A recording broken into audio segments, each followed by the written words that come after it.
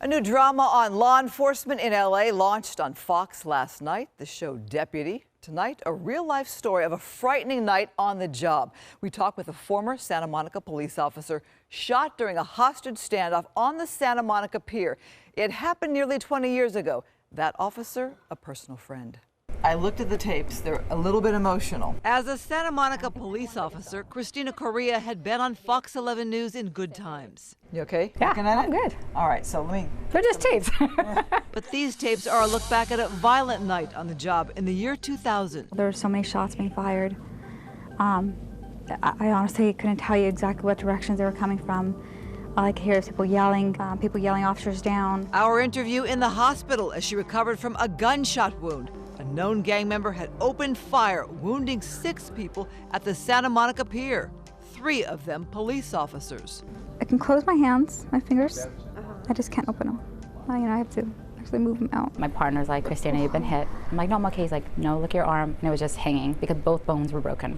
And what happened was a bullet fractured my humerus, which luckily didn't go through my arm and to the area my vest doesn't cover and kill me. Coria retired after 14 years with the Santa Monica PD. Looking back proved to be emotional. Well, it's funny because I don't normally think I'd get emotional. I'm like, it's okay, it's no big deal. But now I'm like, okay, no. When you start seeing little things and, how young everyone was.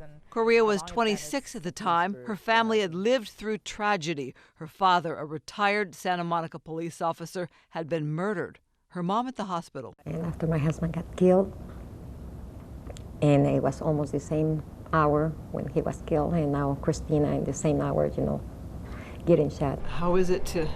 It's a little emotional, but it's, it makes me realize how important life is, and I'm still here, so it's a good thing. What part brought the emotion for you?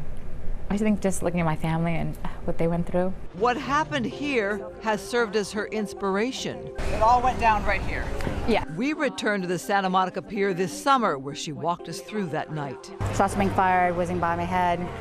People were all yelling, running, screaming. It started with the arrest of a gang member wanted for murder, but his accomplice took off, running into an arcade, opening the back door and opening fire. But a bunch of the officers were retreating because the guy was coming outside of the arcade with the hostage. And so at that point, shots were being fired. I never saw the criminal, the suspect. Everybody started running and screaming. Was there a lot of panic on the pier? There was a lot of panic. That suspect held 15 people hostage for 5 hours before surrendering. Then Chief James Butts. Once there was, the situation was contained, we couldn't have asked for a better resolution. Their day in court was on 4 unrelated murder charges.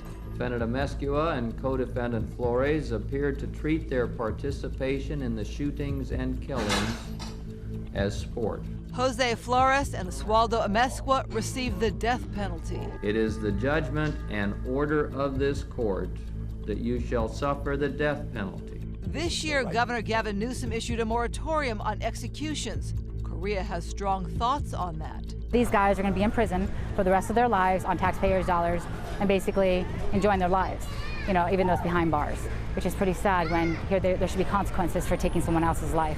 Coria was off the job for a year. It fractured my humerus. Her arm is filled with plates, pins, and a screw. Her injuries, lifelong. But back on the job, her story perhaps saved a life. She shared it with a man who was suicidal. I said, I almost died, I almost lost my life. And I go, no, I didn't have a choice. I go, you have a choice. And so he couldn't believe it. I go, we started talking more and he ended up taking care of himself. He came over and we ended up taking him, getting help. And speaking of help, this trip back in time? I need to see this. I think this is something that makes me appreciate everything I have now. I've overcome so much and I'm, thank God that he protected me and then he was there for me and, gave me my arm back and I was able to go back to work and I'm still here. Cristina retired in 2008 on disability with a series of job-related injuries. She was also hit by a DUI driver. She notes her workers' comp case with the city is still unsettled.